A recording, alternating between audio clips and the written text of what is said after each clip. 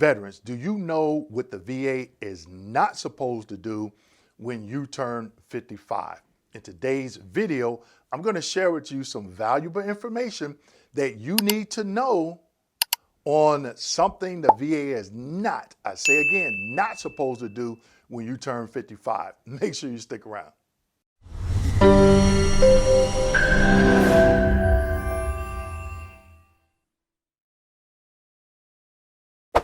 Hello everyone and welcome back to my channel. My name is Dewayne.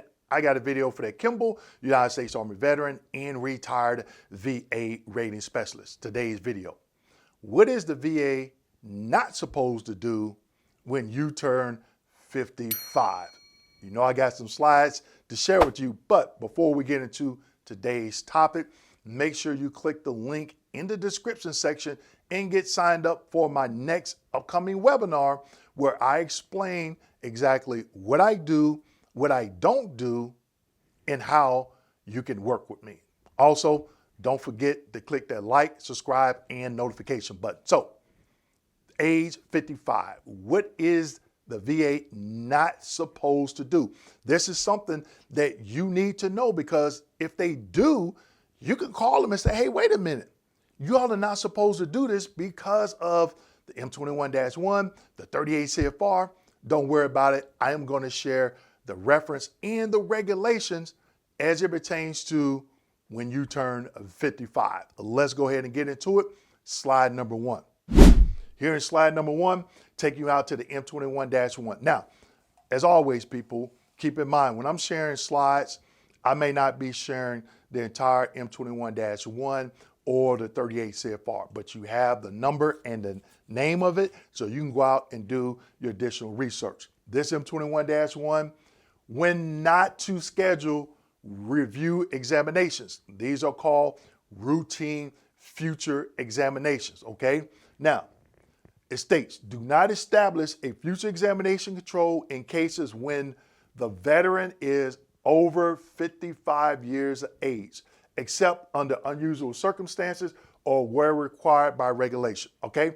So if that VA employee feels that your condition is going to improve, they can schedule a routine future exam. Now I'm gonna drop a huge nugget later on. Oh, if you submit a private DBQ and what your private examiner can put in that DBQ to prevent that VA employee, that rater, from scheduling a routine future exam, even if it's 25 or 28, all right? So, under the important section, when deciding if a disability is static, only order a future examination if there is objective, not subjective, but objective evidence stating clearly a disability is likely to improve. Now, how can you determine this in a rating decision? When you look at, let's say, a migraine or mental, okay, that's probably the most times I've seen routine futures in mental conditions. In the narrative section of that rating decision, at the bottom, okay, at the bottom, if you see a sentence that states, since there is a likelihood of improvement, that rater is saying, hey, I'm scheduling a routine future for this particular condition, okay? So when you see that sentence, then you know you have a routine future exam for that condition. But if you are over the age of 55, no. Now, going back up to the top, it says, or where required by regulation. You'll see those conditions are cancers. Cancers will fall under that unless there's evidence showing that cancer condition, service-connected condition, is terminal. If it's considered terminal, they are not supposed to schedule a routine future exam. Let's keep going. Slide number 2. This is the 38 CFR, 3.327 reexaminations, okay? So you can see no periodic future examinations will be requested. In service-connected cases, no periodic reexaminations will be scheduled, all right? Look down below. In cases of veterans over 55 years of age, except under unusual circumstances. Now, I showed you the M21-1, pretty much the same information here in the 38 CFR. Let's say that happens, okay? Let's say that happens and they schedule a routine future exam. You say, and you're 100%. That means you don't get the P&T, you don't get the Chapter 35, you don't get the no property tax exemption. And you say, wait a minute. No, that's incorrect. Let's say 56 or 57. You're over 55. You could do a high-level review, or you can do a CUE, clear and unmistakable error, okay? But you could do a high-level review, submit that 0996, watch my video on how to schedule the high-level review after you confirm that the 0996 is of record and that EP 030 has been established. How do you do that?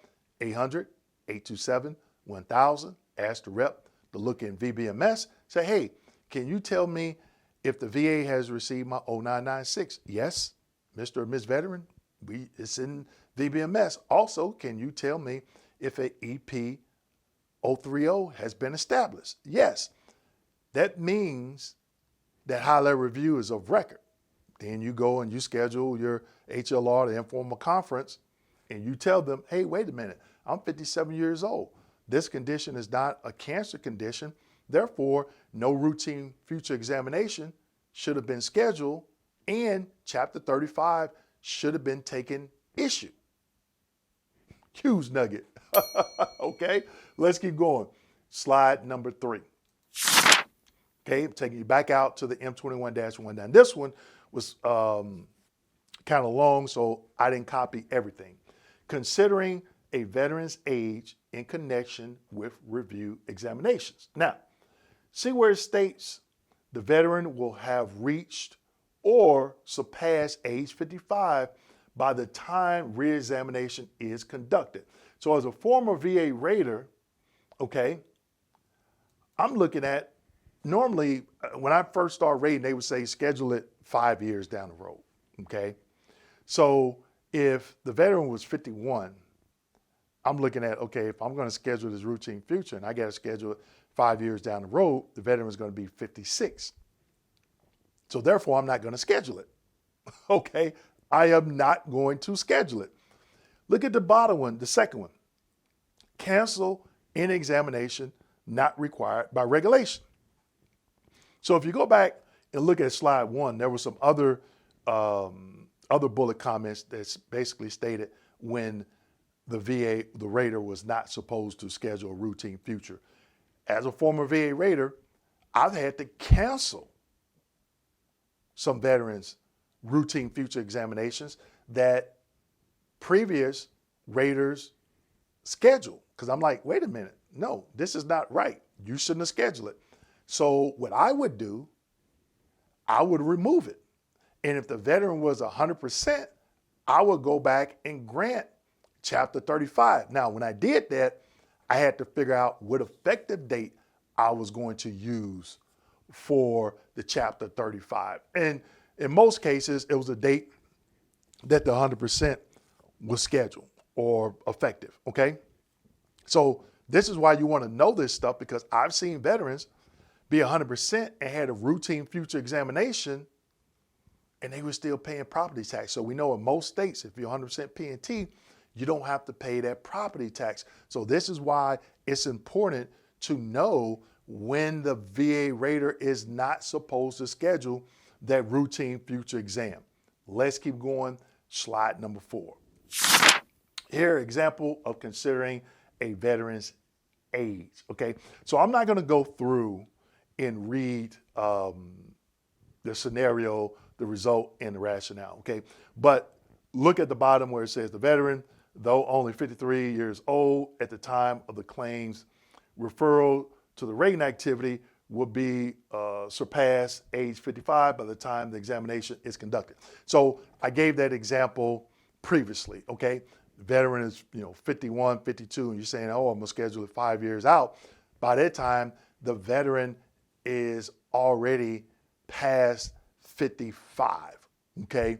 Now, again, as a rater, if you see another rater do that, that rater can actually cancel out that RFE and grant Chapter 35, like I stated earlier, okay? So again, it's important to understand this stuff because I see veterans all the time that don't invest the time to get educated on this, and they'll come to me, Dewayne, well, I've been 100% PNT for 6 years. What's going on? You didn't read your rating decision.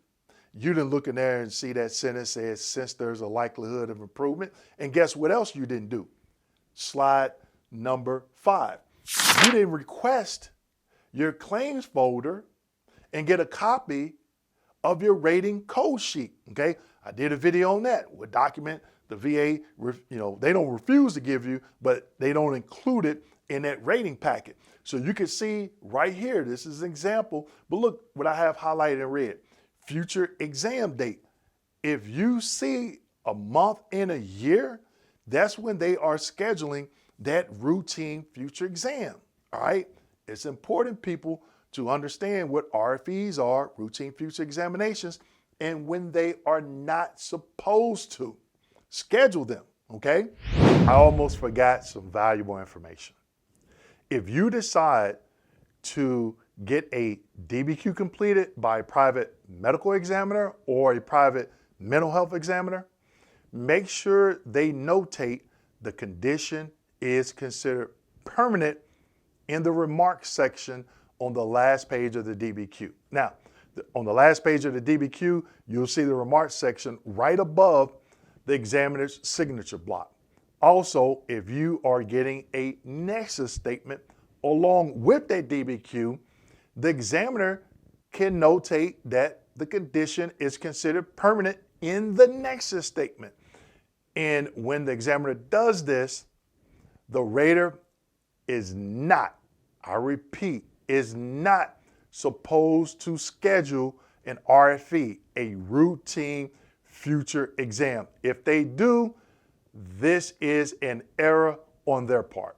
So the big takeaway from here is, one, routine future exam.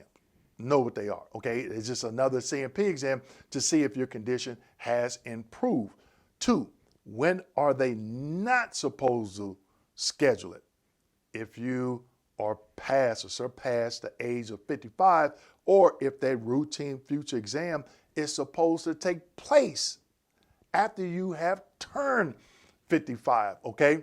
Not only have veterans told me they were 100%, but not granted Chapter 35 or PNT, I've seen it as a rating specialist and had to cancel out some of those RFEs, all right? So I know there's people out there on YouTube, they're saying, oh, the 55-year rule, call it what you want. But at the end of the day, if you are past at 55 and it's a condition other than cancer, unless the cancer is terminal, the VA, the RVSR, is not supposed to schedule a routine future exam. With that being said, make sure you like, subscribe, hit that notification button, and as always, share this video with your fellow veterans. Thank you.